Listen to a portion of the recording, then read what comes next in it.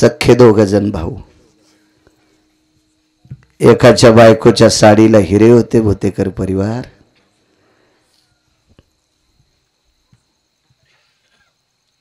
त्या अर्थी तो स्तुती करणाऱ्याच्या अंगावर कपडे किती भारीचे असतील विचार करा. त्याच्या भावाला पूजे करता बोलिलं. भजन्या होता भाऊ. परिस्थिती नाजूक असल्यामुळे कोणी पूजेलाही सांगत नव्हतं. पण पूजेला गेल्यावर पूजेचे वाटीभर तांदूळ भेटत होते. सुपारी ठेवलेला अधिष्ठान, वरुणाच्या खालचे तांदूळ, गटाच्या खालचे तांदूळ. धर्मपत्नीनं सांगितलं, मालक जा ना पूजेला, जा, तुम्हाला बोलवलंय. मालकानं पत्नीला सांगितलं, प्रिय पूजेला जायला काय हरकत नाही ग, मोठ्या माणसाच्या घरची पूजा आहे आणि मांडीवर धोत्र फाटलेलं आहे. मांडीवर धोत्र फाटलेलं आहे, कसं जाऊ? मोठी माणसं आहेत, ती प्रतिष्ठित माणसं आहेत. त्यांच्या घरच्या माय मावल्या महिला लेकी बाई, धोत्र फाटलंय ग, कशी पूजा करू? बघा दोन टोक, एक टोक भाऊजाईच्या पदराला हिरेत. तिचा नवरा राजाची स्तुती करीत होता आणि एका भावाला धोत्र नेसायला नाही, तो पंढरपुरातल्या मालकाची स्तुती करीत होता. पंढरपुरातल्या मालकाची. त्या भावानं सांगितलं, दादा ऐक माझं, तू कर रे राजाची स्तुती. नाही म्हणला, मरेल रे मरेल, पण स्तुती पंढरपुरातल्या मालकाचीच करीन, मी नाही करणार आयरे गैरेची स्तुती. भाऊ सांगून थकला, भाऊ ऐकत नव्हते. त्या श्रीमंत भावाला या भावाची थोडीफार दया येत होती. शेवटच्या टप्प्यात बायकोल म्हणला, तू तुझ्या जावाला माझ्या वहिनीला राजी कर, वहिनी सांगत्याल दादाला तुम्ही राजाची स्तुती करा. गेली आणि मोठी जाऊ होती. ताई, आता ही वयानं जरी मोठी असेल तर ती पैशानं मोठी असल्यामुळे ही तिला जी म्हणत होती. कारण सात्विक विचाराची माणसं वात्रट बोलत नसतात, वात्रट बोलत नसतात, ती अधिकारी लोक असतात, अधिकारी लोक असतात. जी ताई साहेब, एक बोलू तुम्हाला ताई, दादांना सांगा ना राजाची स्तुती करा. तिने सांगितलं, बाई एक बोलू का तुला? माझं आणि त्यांचं पाणीग्रहण झालं. पाणीग्रहण हा शब्द जीनच्या पॅन्टीवाल्याला कळेल? नाही कळणार, कारण तुम्ही बाकीचे शब्द मानावर घेतले आणि त्याच्याकरता तुमची मान वाकली, तुम्हाला आपले शब्द कळणार नाहीत. पाणीग्रहण म्हणजे लग्न. इथून सुरुवात आहे आपल्या परमार्थाची, इथून सुरुवात. कसा धर्म वाढल, कसा धर्म वाढल? माझं मत आहे, भाषा सर्व शिका. माझ्या आळंदीतल्या मालकाला 56 येत होत्या, पण आपली भाषा सांभाळून, ये मराठीचे नगरी ब्रह्मविद्येचा सुकाळू करी, किंवा माझा मराठाची बोल कौतुके आणि अमृता तेही पैजा जिंके. आपली सांभाळ, आपली भाषा आली पाहिजे माणसाला. बाई, ज्या दिवशी दोघांच्या अंगावर अक्षदा पडल्या आणि अंतरपट निसटला, त्या दिवशी मालकाचा उमरा ओलांडला ग. नवी नवरी उमरा ओलांडीत असती बा. आणि त्या दिवसपासून मनात खुणगाठ बांधली. मालकानं सांगितलं तितकंच ऐकायचं, नवऱ्यानं जितकं सांगितलं तितकंच ऐकायचं. याच्या व्यतिरिक्त तिलाची टकटक लावायची नाही. हे त्या दिवशी ठरवलं ग बाई, मी आता म्हणू शकत नाही मालकाला याची स्तुती कर त्याची स्तुती कर. तिनं कपाळावर हात आणला, निघून गेली. फुटकं नशीब म्हणजे तुमचं, असू दे म्हणे बाई, काय हरकत नाही. ज्या दिवशी जाऊ असा टोला मारून गेली, त्या दिवशी एक प्रसंग घडला. भागवतात गोड प्रसंग केदार बुवा.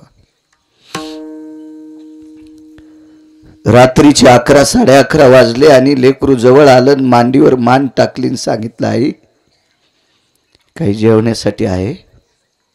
काही नव्हतं, काही नव्हतं. मिठाचा खडा पाण्यात बुडीला आणि लेकराच्या ओठावून फिरिला. खारट पाणी चाटून चाटून पोरं झोपले. किती परिस्थिती, तरी नालायकाची स्तुती केली नाही. नाही केली स्तुती. अविरत पंढरपुरातल्या मालकाची स्तुती, आवडीनं गुण गायलं त्याचंच, पुन्हा नाही कोणाचं गुण गायलं. गुण गाण्यातली ताकद सांगू तुम्हाला. पंढरपुरातल्या मालकाला सासरवाडीतून द्रव्य आलतं. इथं कोणाला सासरवाडीतून आला असेल तर तितक्या उड्या आणू नका, ते ऐकल्यावर तुमच्या उड्या बंद होत्या. मी स्पष्ट बोलतो ना. आले असेल कोणाला 4-2 एकर वावर आला असेल, कोणाला एखादा 10-5 लाख आले असतील. हे ऐका ना किती आले तर. डॉक्टर 21 क्विंटल 78 किलो 44 तोळे सोनं देणारा मनी सासरवाडीतून आलता रोजचं. माय काय गोळ्या संपल्या नाही, माय काय डोक्यावर परिणाम नाही. मी वाचून सांगतो. पावे पुराणी विचारोनी, हे वर्णन कोणी केलं माहितीये? वैकुंठवासी माधव महाराज मगर सुरजखेडकरांनी. वारकरी संप्रदायातले आधारीव रत्न त्यांची वाणी सांगतोय तुम्हाला. एवढं सोनं आलं, इतकं सोनं आलं, इतकं सोनं. तर तो मालक आहे पंढरपुरातला, त्या मालकाने पहिला मणी काशीला पाठीला. काशीला श्रुतीनं प्रश्न केलता अक्रूराला, का रे म्हणे अक्रूर, पंढरपुरातल्या मालकानी द्वारकाधीश कृष्ण परमात्म्याने विठोबारायाने त्यांच्या सासरवाडीतून सत्रजितानं दिलेला मणी सत्यभामे सोबत आलता. ह्याच्यासाठी बऱ्यापैकी वाद असेल, तो भागवतात बघा, लक्षात येईल. हे सांगतील तुम्हाला. आता संपलं ना आजचं, पण पुढच्या वर्षी पुन्हा पाहू ना. मी पुढचा हुक टाकून फालो.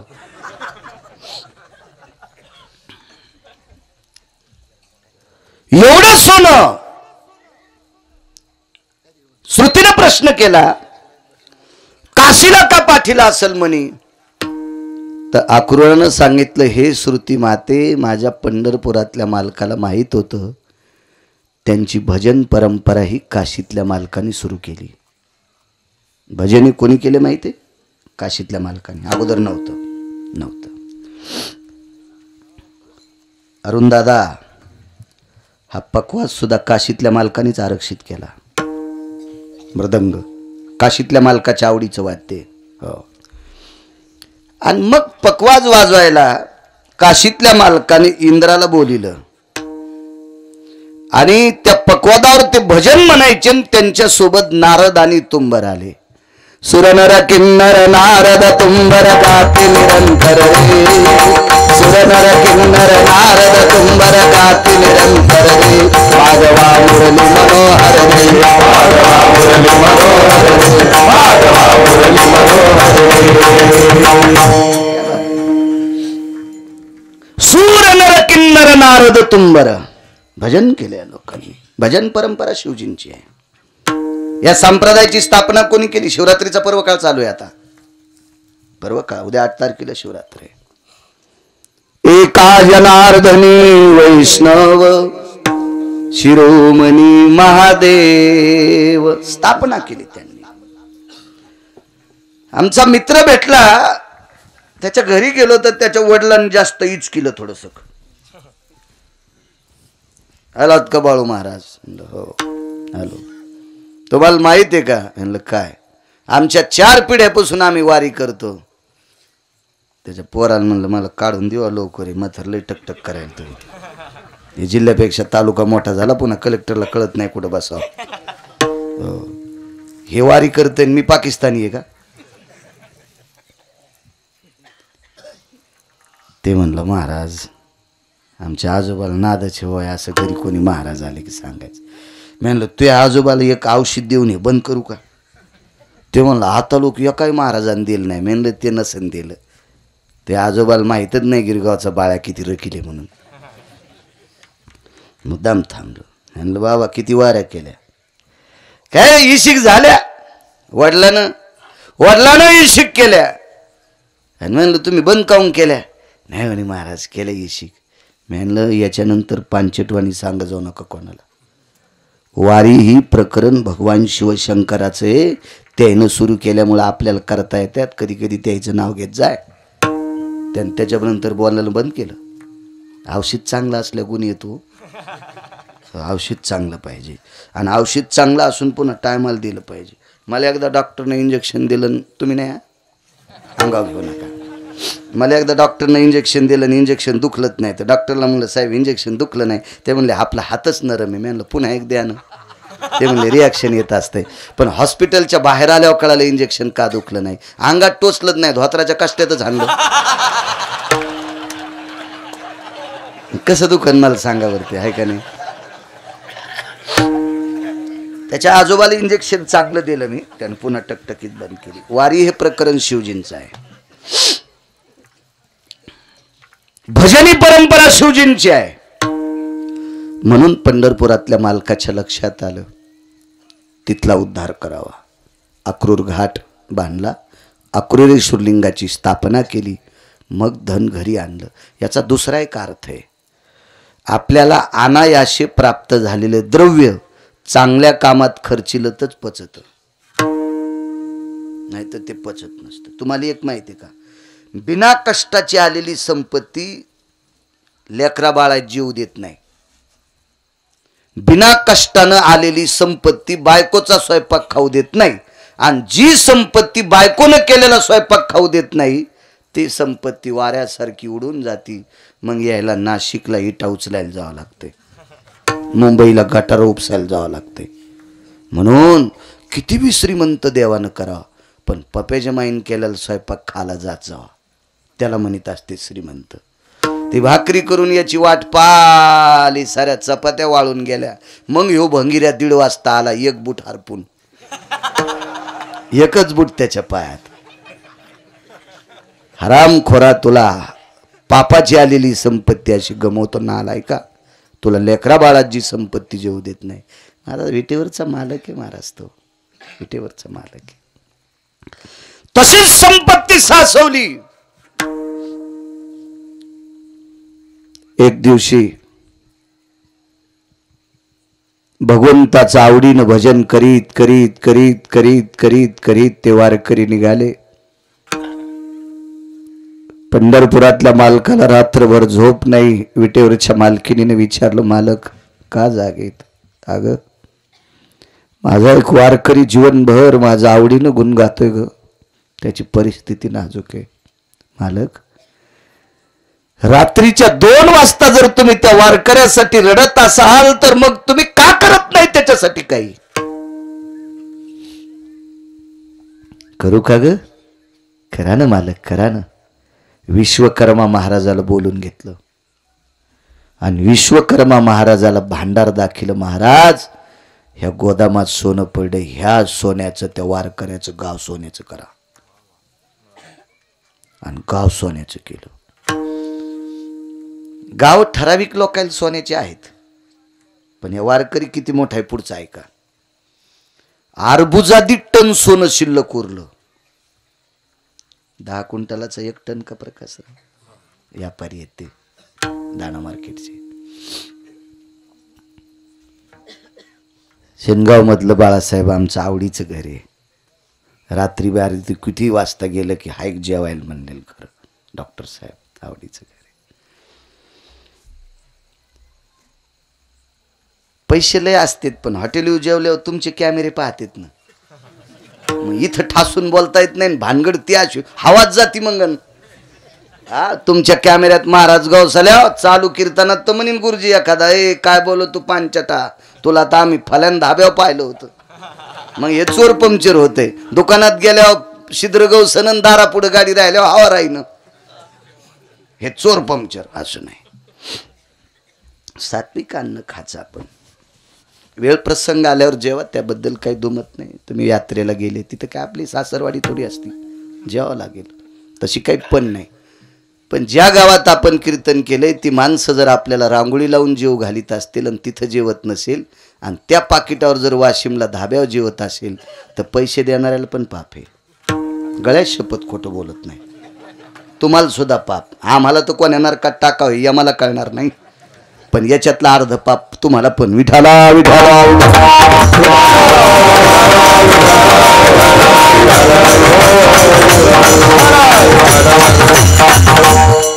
अर्बुजादी टन सोनं उरलं, काय करायचं? मसनवाटा सोन्याचा करा, मसनवाटा सोन्याचा. रावणाला गाव सोन्याचं, मसनवाटा मातुड्याचा. महाराज कुबेराला गाव सोन्याचं, मसनवाटा मातुड्याचा. इंद्राला गाव सोन्याचं, माणसं मरतच नाही म्हणून मसनवाट्यात समन नाही. पुण्य संपल्यावर लात घालते ते खाली येतं पुन्हा सोयाबीन कापायला. येऊ लागती माघारी मृत्यू लोका. पुण्य संपलं की बँकेत कोणाला किंमत आहे? ज्याच्या खात्यावर पैसे त्याला, का मोठी गाडी घेऊन जाणाऱ्याला? ज्याच्या खात्यावर पैसे ते बिना बुटाचा बी जाऊ द्या तरी मॅनेजर म्हणतं या काका या या या या काका या. आणि अंगठ्यान, ब्रासलेटन, लॉकेटन, सोन्याचा करदुडान आणि गाडी 70-80 लाखाची, एक सोमळ्या गेला. मॅनेजरनं त्याच्याकडे पाहिलं पण नाही. हो. आणि एक मथारा आलं शेतातून, बनेलीच होतं.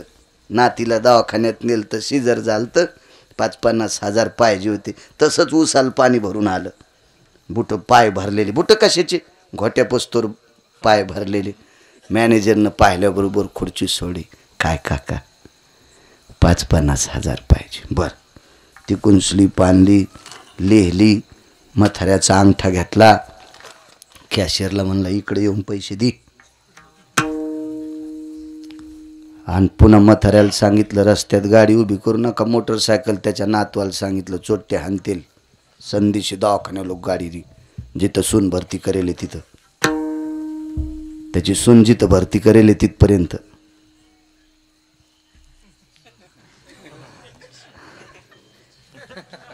इकडची भाषा आहे ती.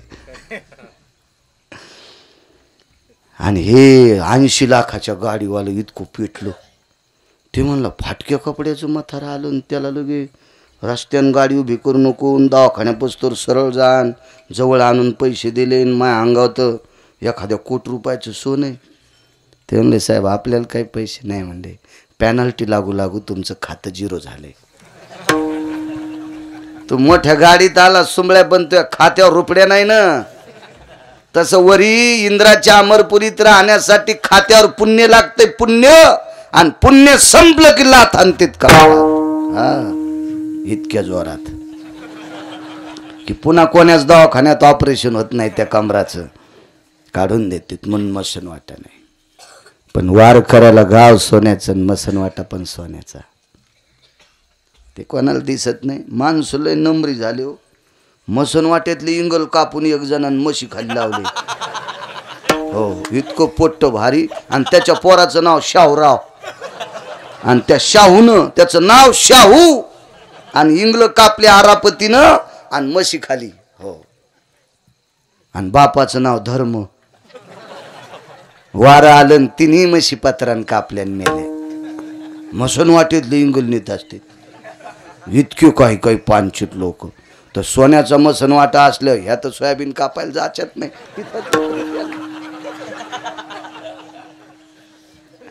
मसनवाट्या सगळं सोन्याचं. दृष्टांत संपला.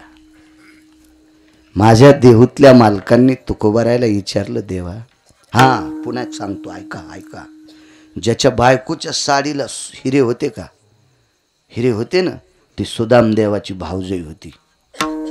आणि ते सुत्तीचा नवरा सुदामदेवाचा भाऊ.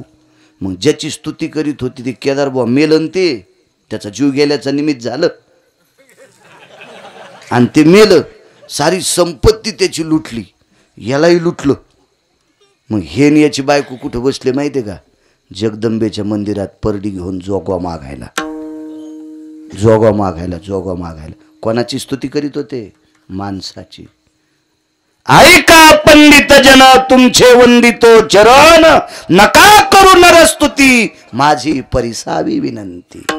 नराची माणसाची स्तुती केली, मोठा झाला, पण बोंबलत इतका मातुड्यात गेला, पुन्हा ती गरिबी लिहिता येत नाही.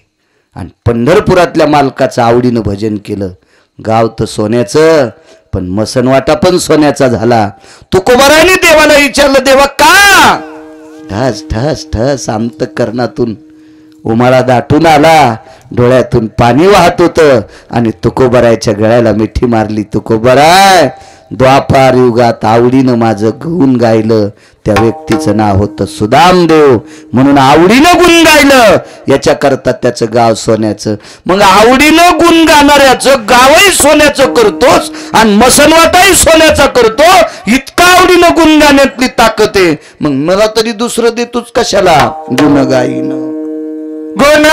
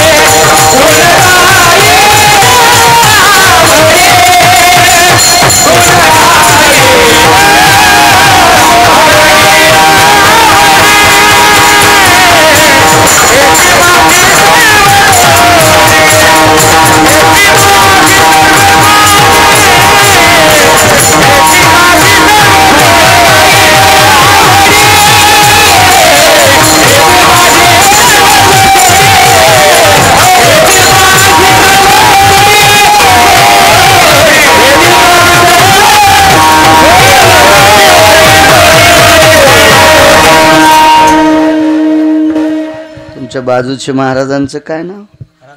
रामेश्वर महाराज. बैठकीत भेटले होते मला. तुम्हालाही धन्यवाद. आवडीनं गुण गायलं सुदामदेवानं. पृथ्वीवर जितके देश असतील या सर्व देशात जर गाव सोन्याचं कोणाला भेटलं असेल तर अगोदर वारकऱ्याला. तो वारकरी सुदामदेव. महाराज दोन देवायचं गुण गाचं, काशीतल्या मालकाचं आणि